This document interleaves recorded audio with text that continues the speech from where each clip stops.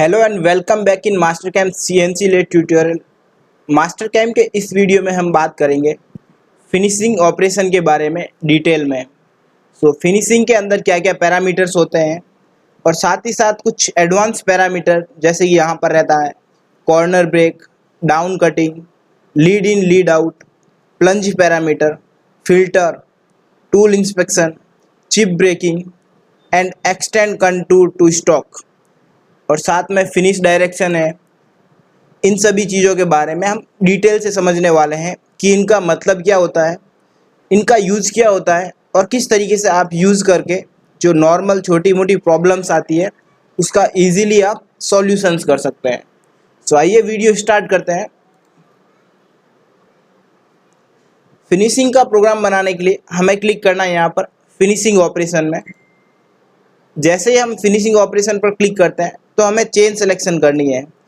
यदि आप रफिंग के जस्ट बाद फिनिशिंग ऑपरेशन करते हैं तो प्रीवियस चेन पर क्लिक करके सिलेक्शन कर सकते हैं, और यदि फिर से करते हैं तो स्टार्टिंग चेन से लेके लास्ट तक चेन इजीली आप सिलेक्ट कर सकते हैं। देन आपको जो भी टूल के बारे में डिटेल है, टूल के बारे में फर्स्ट डिटेल भर देना है, रेफरेंस पॉइंट भर देना है, कमेंट लिख देना है। अब हम आज बात करते हैं फिनिश पैरामीटर के बारे में, अर्थात फिनिश पैरामीटर क्या क्या चीज़ें हैं, इनका क्या यूज़ होना है। सबसे पहला हमारा जो है फिनिश पैरामीटर में सबसे पहला हमारा फिनिश स्टेप ओवर, अर्थात फिनिशिंग के समय डेप्थ ऑफ कट कितना लेगा। ये नॉर्मल फिनिशिंग के अंदर हम डेप्थ ऑफ कट जो है 0.3 के अप्रॉक्स रखते हैं, और जो ये डेप्थ ऑफ कट है ये वैल्यू हमारी रेडियस वैल्यू रहेगी। अर्थात आप 0.3 का डेप्थ ऑफ कट लिखते हैं तो एक साथ 0.6 mm का डायमीटर रिड्यूस होगा।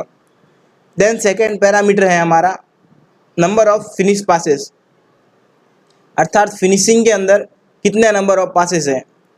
जब कभी भी हम प्रोडक्शन वर्क के लिए प्रोग्राम बनाते हैं तो नंबर ऑफ फिनिश पासेस 1 रखेंगे, और जब हम नंबर ऑफ फिनिश पासेस 2 तब रखते हैं जब हम अपने जॉब वर्क के लिए काम करते हैं। जॉब वर्क में काम करने से समय नंबर ऑफ फिनिश पासेस 1 रखने पर बेनिफिट ये है कि जब हमारा पीस में कटिंग करेगा फिनिशिंग के लिए टूल तो पहले थोड़ा सा दूर चलेगा।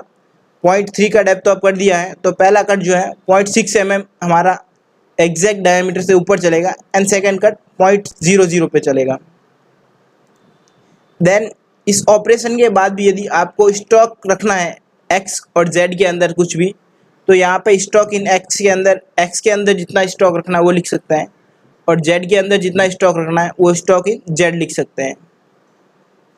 अब हम बात करते हैं कुछ एडवांस पैरामीटर के बारे में। सबसे पहला हमारा कॉर्नर ब्रेक। जैसे ही हम कॉर्नर ब्रेक यदि हमें क्लिक करना सेलेक्ट करना है तो हमें कॉर्नर ब्रेक पर क्लिक करना पड़ेगा। जनरली कॉर्नर ब्रेक का अर्थ होता है कि हमारा जो भी कॉर्नर्स है यहाँ पर, वो यदि हमें जहाँ जहाँ हमें कॉर्नर से उन्हें हटाना है तो वो फिनिशिंग के अंदर हम इजीली हटा सकते हैं। तो यहाँ पे जितना आपको रेडियस रखना है वो रेडियस आप रख सकते हैं, कितना आपको रेडियस रखना है। इन दैट केस यदि हमें चैम्फर के रूप में उसे हटाना है तो चैम्फर के अकॉर्डिंग भी हम इसे हटा सकते हैं। रेडियस रखना है तो रेडियस, एंड चैम्फर रखना है तो चैम्फर पर क्लिक करेंगे। देन जितना यहाँ से यहाँ तक की डिस्टेंस है, सपोज हमारा चैम्फर है 1.5 का, तो यहाँ पर हम 1.5 mm लिख देंगे ताकि हमारा जो चैम्फर है ऑटोमेटिकली फिनिशिंग के अंदर कैलकुलेट कर लेगा। सेकेंड वन है हमारा डाउन कटिंग। फिनिशिंग ऑपरेशन के दौरान डाउन कटिंग जो है हमारा बेहद ही ज़्यादा और इम्पोर्टेंट ऑपरेशन है। एक बार मैं आपको डाउन कटिंग को समझने के लिए एक बार मैं आपको दिखाता हूँ। जैसे ही मैंने अभी इतना प्रोग्राम बना के ओके पर क्लिक किया तो मेरे 2 फिनिश पासेस ऑटोमेटिकली जनरेट हो चुके हैं। पहला फिनिश पासेस 0.6 mm ऊपर चलेगा, एंड सेकेंड 0.0 पर चलेगा।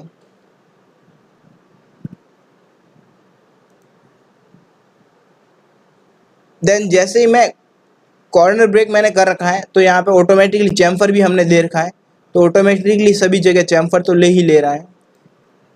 देन जो इम्पोर्टेंट चीज़ है यहाँ पर डाउन कटिंग। जैसे ही मैं डाउन कटिंग करने से देखिए क्या फ़र्क पड़ता है।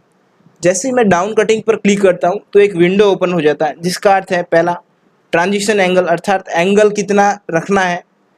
इन सभी चीज़ों के अंदर हमें जो चीज़ें हैं वो इम्पोर्टेंट ये है सेंड ऑफ डिस्टेंस 2 mm, अर्थात जो हमारा overlap distance 2 mm, percentage of radius 250%, maximum step over 2% और एक्सटेंड स्टार टू पासेस में 2.0 लिख करके एक बार ओके पर क्लिक करें एंड देन ओके पर क्लिक करें। अब मैं आपको समझाता हूं कि जो भी पैरामीटर्स थे उनका मतलब क्या है। जब हम फिनिश पैरामीटर या फिनिश पास लेते हैं तो हमारा टूल कटिंग करता है नॉर्मल इस तरीके से, देन यहाँ से यहाँ पर रिटर्न, देन यहाँ से यहाँ। लेकिन जब हम डाउन कटिंग प्रोवाइड करते हैं तो हमारा टूल जो कटिंग करेगा वो इस तरीके से कटिंग करेगा, पहले यहाँ से उल्टा कटिंग करेगा। सो आइए एक बार आपको प्ले करके दिखाता हूँ मैं।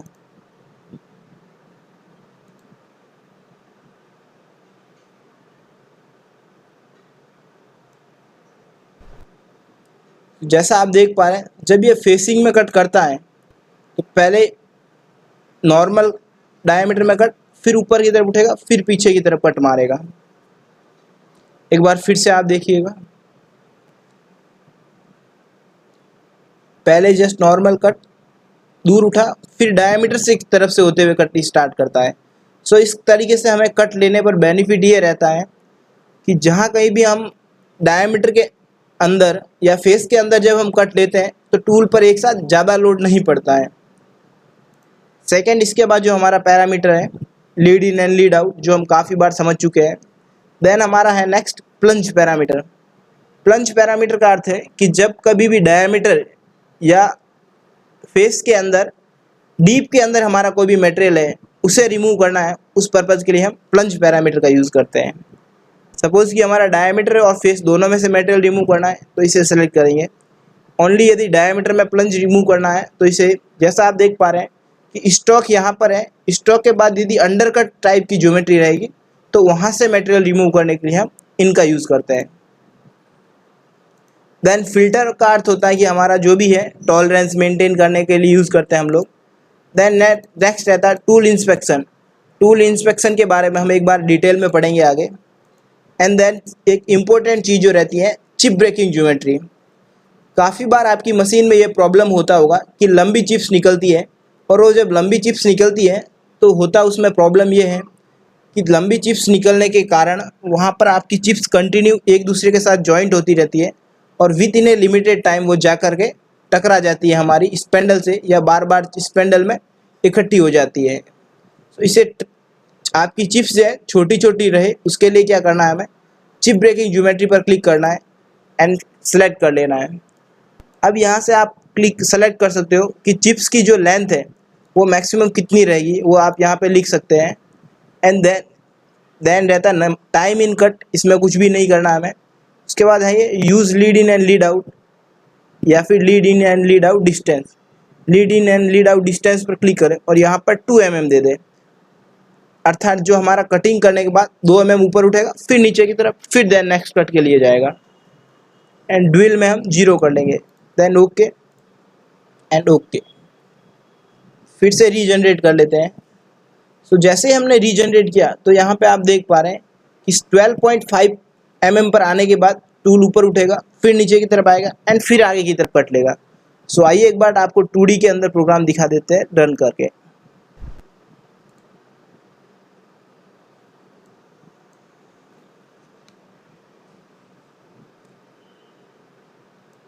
जैसा आप देख पा रहे हैं यहाँ पर, अभी यहाँ पर ये हमारा चिप ब्रेकिंग ज्योमेट्री आएगा। तो देखिएगा किस तरीके से कट होता है। ये डाउन कटिंग कट हो चुका है। एंड जब चिप ब्रेकिंग ज्योमेट्री पर आए, ऊपर की तरफ उठेगा तो यहाँ की चिप्स ऑटोमेटिकली हट जाएगी। ये छोटे छोटे टुकड़ों में हम इजीली चिप्स को डिवाइड करते हुए चल सकते हैं। ये बेहद ही अच्छा एडवांटेज है मास्टरकैम के अंदर चिप ब्रेकिंग ज्योमेट्री का। आप चिप्स को छोटे छोटे पार्ट्स में डिवाइड करते हुए प्रोग्राम भी इजीली क्रिएट कर सकते हैं। देन लास्ट एंड फाइनल है हमारा एक्सटेंड कंटूर टू स्टॉक।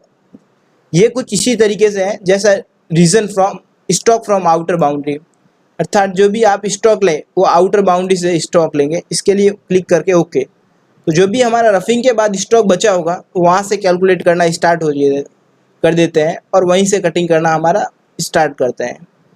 सो इस तरीके से आप इजीली फिनिशिंग के अंदर सभी पैरामीटर्स को समझ सकते हैं कि क्या क्या पैरामीटर्स हैं और किनका किस तरीके से यूज़ है।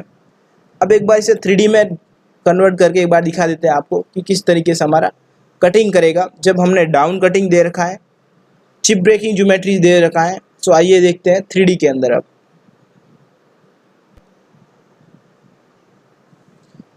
"3D will take time to be open. Within a second it will be going to be open." So now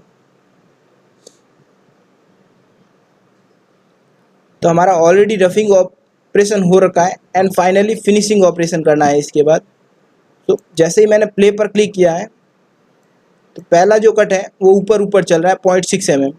second cut में जैसा आप देख पा रहे हैं आया टूल किस तरीके से कटिंग कर रहा है, इजीली आप समझ सकते हैं। कटिंग करेगा देन ऊपर की तरफ उठा, फिर फेस में नीचे की तरफ कटिंग करते हुए चलेगा। सो इस तरीके से हमें बहुत बेहद ही अच्छा बेनिफिट है ये मास्टर कैम के अंदर कि आपका जो फेस में है वो इजीली आप टूल के ऊपर